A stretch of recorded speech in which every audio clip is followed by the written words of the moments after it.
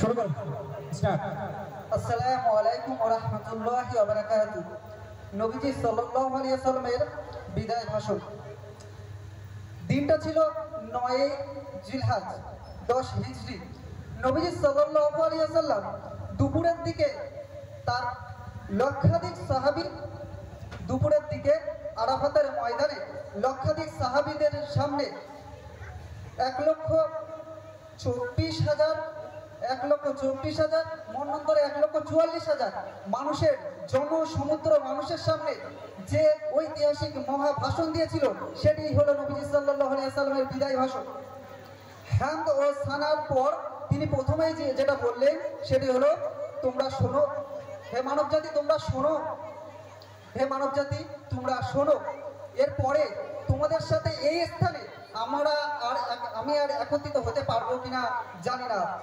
এরপরে তিনি বললেন, হে মানবজাতি শোনো, আমি জাহেলিয়াতের সমস্ত কুপ্রথা এখনই বিলুপ্ত করেছি এবং জাহেলিয়াতের খুনও বন্ধ করেছি এবং জাহেলিয়াতের সমস্ত কিছু আমার পদতলে পিষ্ট করেছি এবং যে খুন বন্ধ করেছি, আমাদের মধ্যকার সর্বপ্রথম যে খুন বন্ধ করেছি বা রক্ত বন্ধ করেছি সেটি হলে রাবিয়া ইবনে হারসের পুত্রের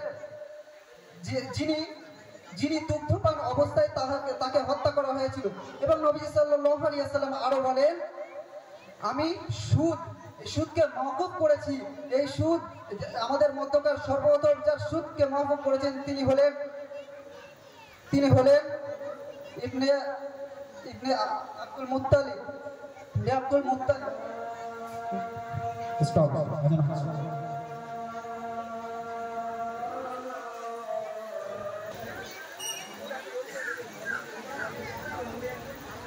উম্মে কুলসুম রেডি থাকবে।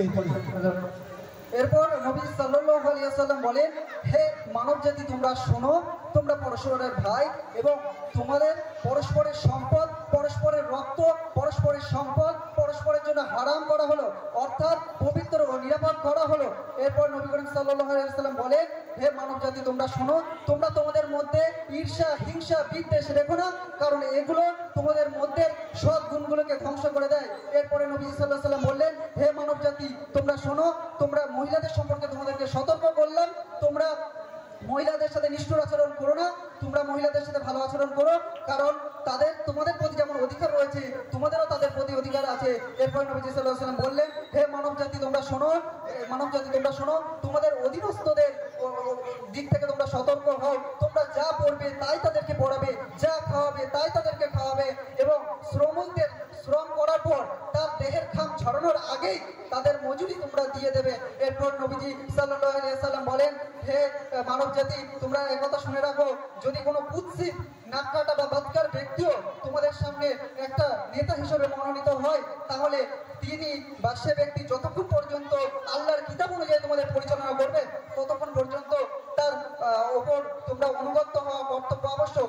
নবী সাল্লাল্লাহু আলাইহি ওয়াসাল্লাম এও বলেন, হে মানবজাতি উম্মে কুলসুম চলে আসো।